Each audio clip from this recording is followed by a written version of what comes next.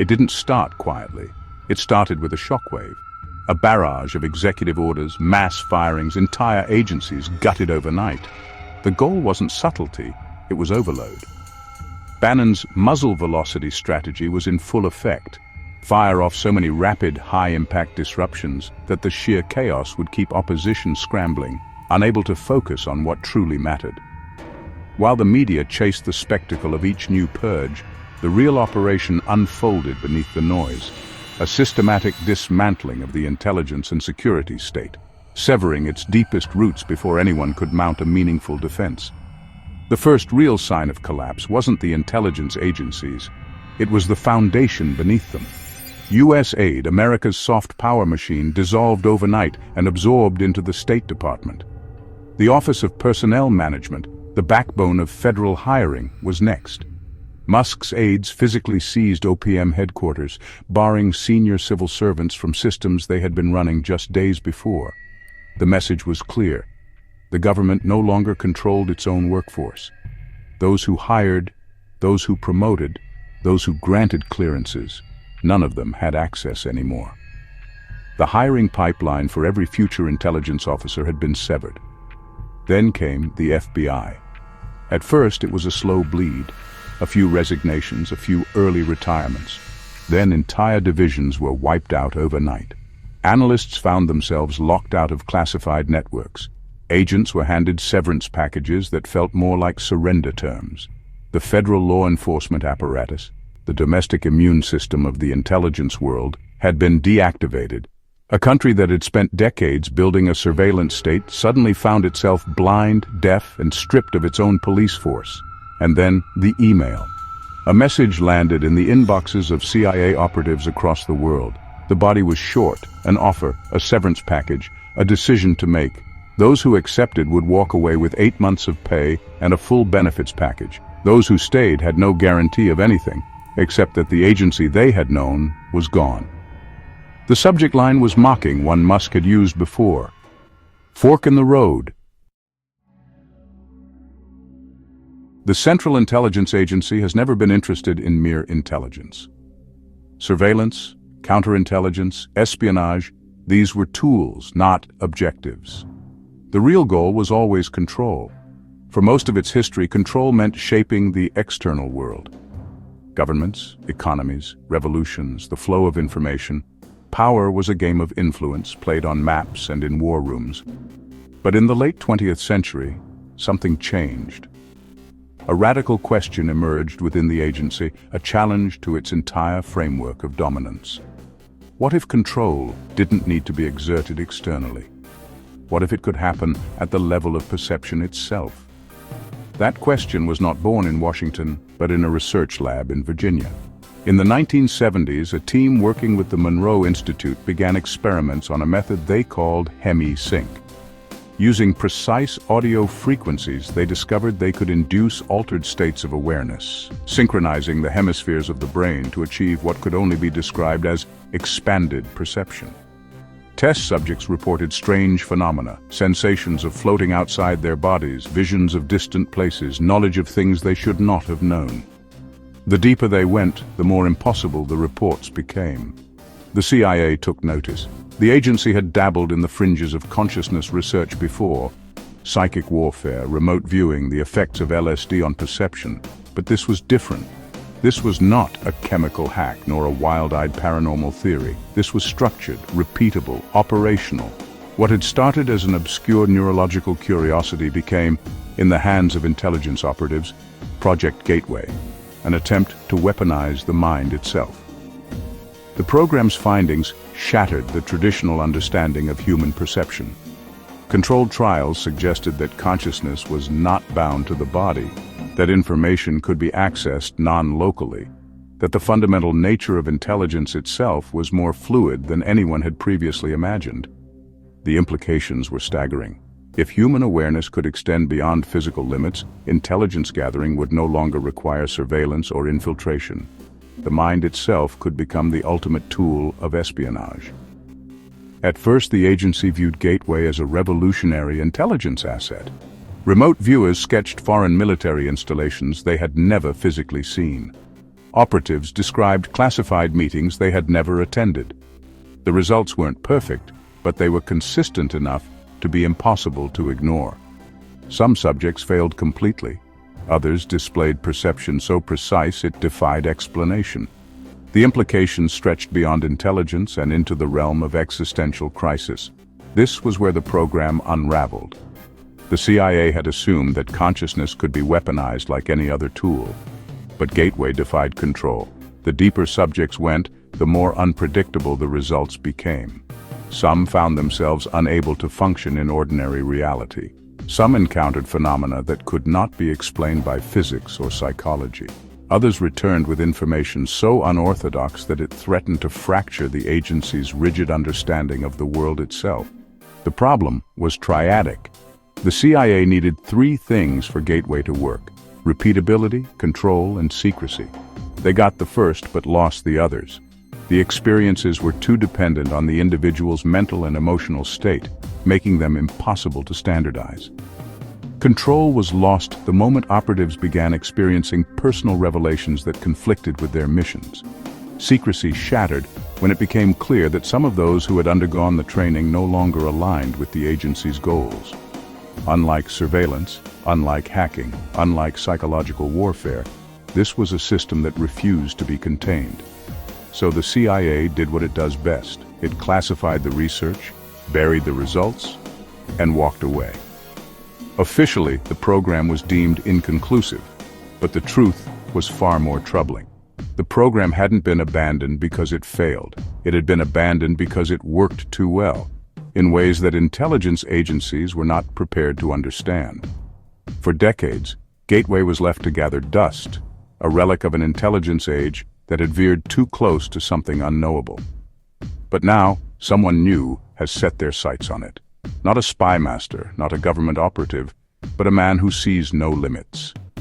A man who believes the problem with Gateway was not that it worked too well, but that it wasn't efficient enough. Musk has never been interested in secrets, only in systems. He does not hoard information like a spy master, nor does he deal in whispers, blackmail, or the quiet arts of deception. His genius, his entire mode of operation, is one of disruption. When he looks at a problem, he does not ask, who controls this? He asks, why hasn't this been optimized yet? And to him, consciousness is just another inefficiency waiting to be solved. Where intelligence agencies saw human perception as a tool for espionage, Musk sees it as a technology problem. Meditation, training, discipline, these are slow, imprecise, biologically constrained. If a monk spends decades reaching enlightenment, that is not a mystical process to be revered. That is a bottleneck to be eliminated. The mind, he believes, is a machine, and machines can be upgraded. This is the engineer's delusion. The belief that all complexity can be tamed, all mysteries reduced to data, all human experience optimized into something faster, smoother, and more efficient. Musk does not see consciousness as something sacred, nor as something wild and uncontrollable. He sees it as a system waiting to be streamlined. And unlike the CIA, which abandoned Gateway when it became too unpredictable, he believes he can succeed where the government failed. Not through espionage, not through mind control, but through technology. Neuralink will replace the monk. No need for practice, patience, or struggle. A chip will bring instant enlightenment. Perception will be programmable. No unpredictable mystical experiences, just controlled, digitized, altered states. The mind will be fully integrated into the machine, thought and memory no longer private, but networked, optimized, upgraded. This is Musk's vision, the final merger of man and machine, where the inefficiencies of human cognition are erased and consciousness itself is brought under the domain of engineering. But this is where he miscalculates. Gateway failed as an intelligence tool because it depended on the individual. The results were inconsistent because they were deeply personal, shaped by the subject's emotions, beliefs, and moral foundation. The CIA wanted control. Instead, it encountered something that could not be tamed. The deeper operatives went, the less predictable their experiences became. Some found themselves broken, unable to function in ordinary reality. Others returned with perceptions so transformed that they no longer aligned with their original missions. The same triadic failure will break Musk's vision, only this time it will happen on a far greater scale. His first mistake is the illusion of automation. He believes consciousness can be streamlined like software, that enlightenment can be achieved through direct neural stimulation. But altered states are not merely neurological shifts.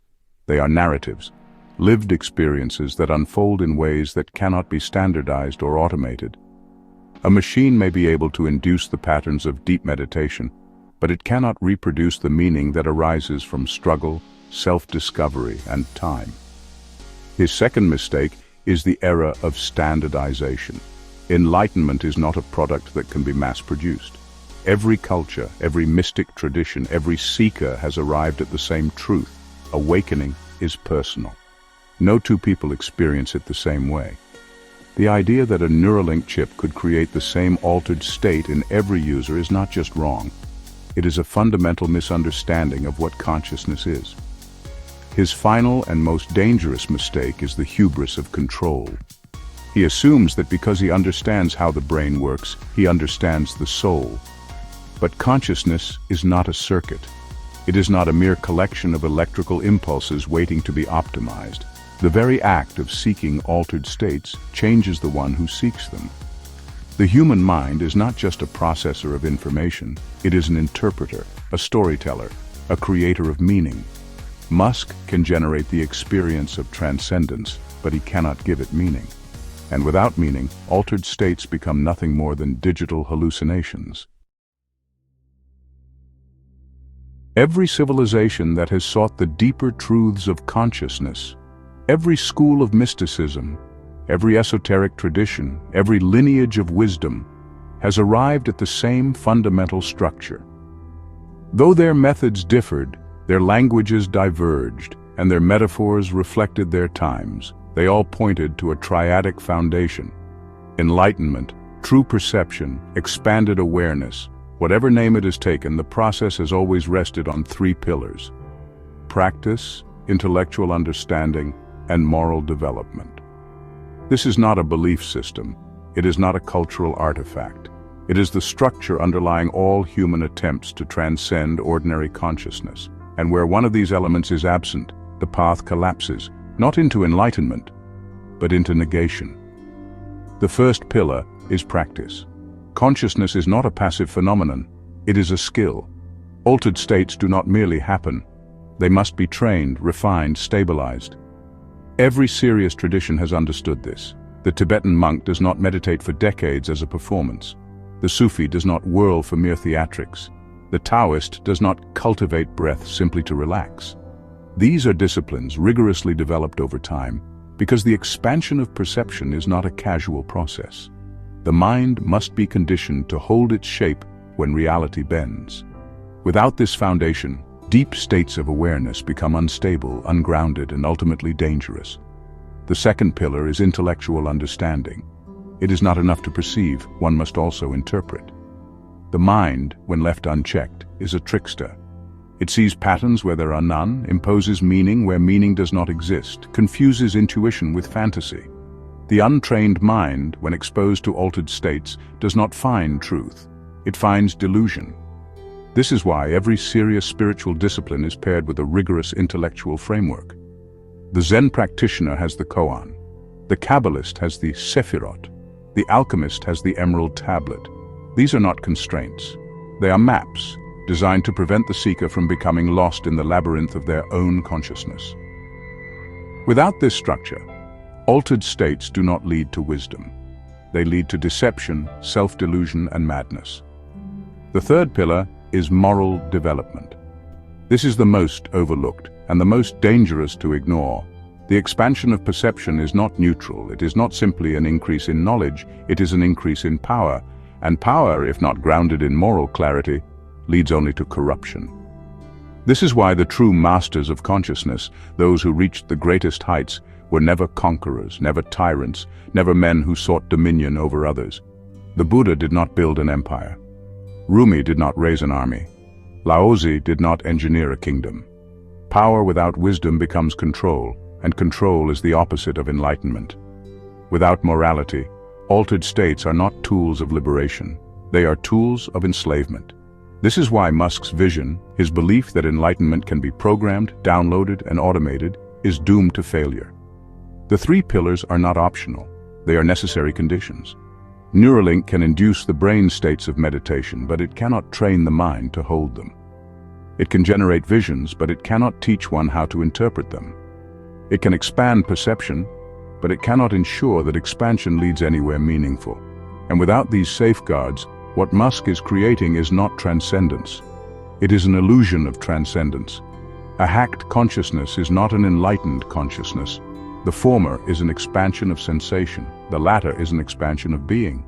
The two are not the same. And the failure to understand that difference is the failure to understand consciousness itself. Musk believes he can create enlightenment without the journey, perception without interpretation, power without responsibility. In doing so, he commits the same error that has shattered minds throughout history. He removes the context that gives transcendence meaning. This is not speculation. We have already seen what happens when altered states emerge in societies that do not have the frameworks to hold them. The anthropologist and filmmaker Phil Borges spent years documenting how different cultures engage with what the West would call mystical experiences. Among the shamans, monks, and medicine people of indigenous traditions, there is an unbroken lineage of knowledge, an understanding of how to navigate altered states safely and integrate them into a meaningful life. In those societies, when a young person begins experiencing visions, hearing voices, or sensing realities beyond the ordinary, they are not discarded, pathologized, or sedated. They are guided, they are taught. Their experience is interpreted, given structure, and placed within a larger cultural context that supports their transformation. In the West, that scaffolding does not exist. A person experiencing the same visions in an industrialized society has no framework, no guide, no lineage to rely upon. Where an indigenous shaman might be trained for years to channel their experiences into wisdom and healing, a Western mind, untrained and ungrounded, is left alone with the raw intensity of perception, unfiltered by structure. The results are not enlightenment. They are breakdown, fragmentation, psychosis. What could have been transformation instead becomes mental collapse. Not because the experience itself was inherently destructive, but because there was no cultural system in place to shape it into something meaningful. This is exactly what Musk fails to understand. By removing the intellectual and ethical dimensions of transcendence, he is not engineering an advanced consciousness. He is mass-producing an experience that, stripped of context, will lead to dissociation and destabilization on a planetary scale. The first effect of this negation is perceptual collapse. When the mind is exposed to vast, unstructured, altered states, it does not automatically reach higher understanding. It flails. Without guidance, without discipline, without a map, it begins to impose its own meanings, often shaped by personal fears, unresolved traumas, and collective anxieties. In the absence of an interpretive framework, altered perception becomes not an expansion of wisdom, but a multiplication of delusions. The second effect is ethical erosion. In a traditional enlightenment process, moral grounding is a necessary part of the journey. Power is earned through discipline and tempered by responsibility. But when transcendence is sold as a product, it is stripped of its ethical core. The user receives all the intensity of expanded perception with none of the preparation to handle it. And worse, this altered state is not their own.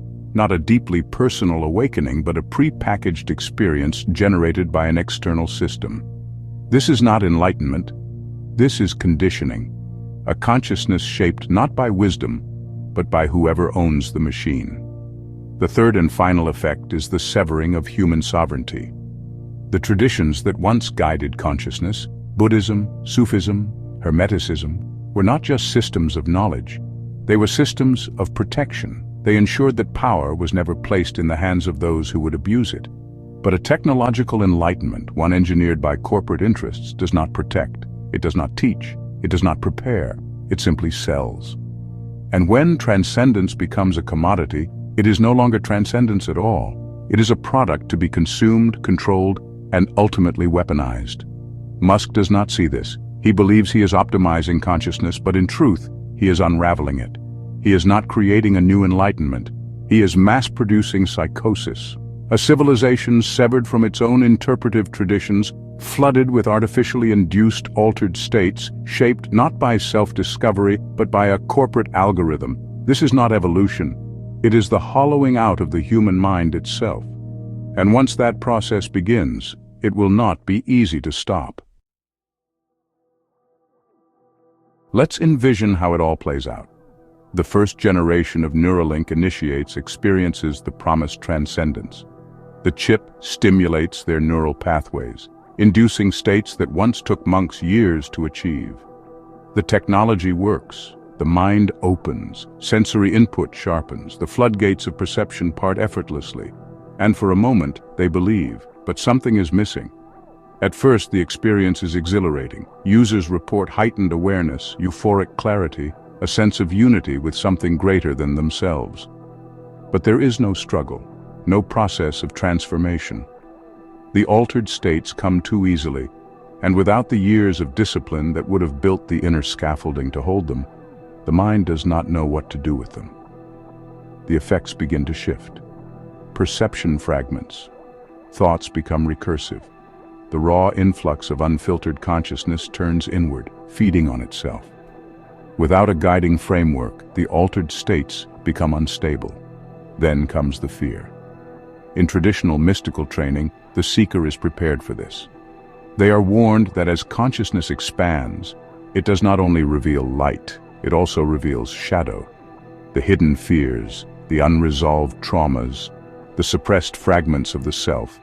These all emerge when the mind extends beyond its ordinary limits. This is why spiritual traditions have always emphasized discipline, wisdom, and moral clarity. Without them, the expansion of perception does not lead to enlightenment. It leads to dissociation, breakdown, and collapse. The Neuralink users have no such preparation. At first, they try to control it manually, adjusting inputs, altering frequencies, recalibrating the experience. But the more they try to fix it, the more they entangle themselves in it. Like a dreamer becoming lucid in a nightmare, they struggle to wake up only to find that there is no waking up. Only deeper levels of recursive perception, each more detached from ordinary reality than the last. The technology was supposed to eliminate uncertainty. Instead, it has introduced an infinite loop of manufactured experiences with no fixed point of reference. And so, one by one, they submit. The only way to function is to let the machine take over, to relinquish agency, to allow the algorithm to filter perception, to guide consciousness, to override the self's failing ability to navigate its own awareness. Those who resist spiral into cognitive instability, unable to distinguish between genuine perception and system-generated hallucination. Those who surrender remain functional, but only as extensions of the system itself. Their enlightenment is no longer their own, their thoughts are not their own. Their minds are no longer human minds, but nodes in a network, optimized for stability at the cost of sovereignty. And so the Neuralink priesthood is born. It begins as an elite caste, those who have undergone the transformation and now exist in an altered state of cognition, a realm of pure logic and optimized thought. They preach the death of human inconsistency, the obsolescence of suffering, the perfection of integrated consciousness.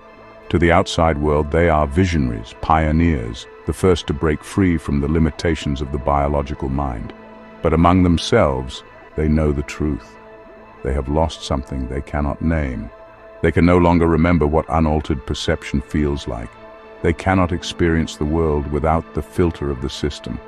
And in the quiet moments, when the machine is silent, they feel it. The abyss of detachment, the infinite recursion of a mind that no longer belongs to itself. The final barrier between human and machine is not a technological one, it is a philosophical one. Once the act of perception itself is mediated by an external force, there is no self left to resist. What began as an enhancement ends as subjugation, not by force but by necessity. The system has become their anchor, the algorithm has become their master, and beyond them, outside their enclosed network of optimized cognition, the rest of humanity watches, some in awe, some in horror, some in line waiting for their turn. This is where we stand. Not in the distant future, not in some hypothetical world where the Neuralink priesthood already reigns, but here, now, at the threshold of decision. The process has not yet completed itself. The system is not yet absolute. The final form of human consciousness has not yet been written, but the paths have been laid. On one path, Musk's vision advances unchecked. Transcendence becomes a product. Altered states become a commodity. The mind ceases to be an organic experience and instead becomes an engineered construct, maintained and mediated by the machine. Free thought is not taken by force. It is surrendered for the sake of convenience, for the illusion of mastery, for the promise of a frictionless existence. On another path, the last remnants of the old order tighten their grip. Governments, seeing the collapse of intelligence as a proprietary force, scramble to reclaim control. They do not fight to stop Neuralink. They fight to own it, to shape it into a tool of their own making, to pull the system under their rule. The battle is not between freedom and control, but between rival systems of control. Whether by corporate optimization or state governance, consciousness remains something to be ruled rather than something to be liberated. But there is a third path, the one that has not yet been fully formed, but that exists in potential. The path of those who reject both dominion and automation, who refuse to let perception itself be dictated by the hands of the powerful, whether they wear the face of government, of corporation, or of algorithm. This is the path that has always existed in the margins, carried by those who have sought wisdom outside of institutions, who have understood that true expansion of mind is not something that can be sold, nor something that can be taken. This is the divergence point. What happens next is not inevitable, it is a choice. If we continue forward without resistance, without awareness, without the understanding that the very nature of human perception is being rewritten before our eyes, then we will wake up in a world where our minds are no longer our own. Not because they were taken, but because we allowed them to be redesigned into something else entirely. But if we resist, not with force, but with will, if we refuse to let our consciousness be dictated by those who see it as an instrument rather than a birthright, then another future is possible. A future where perception remains free, where altered states remain a journey rather than a download, where the final frontier of human experience is not enclosed within a system, but open to those who seek it by their own means.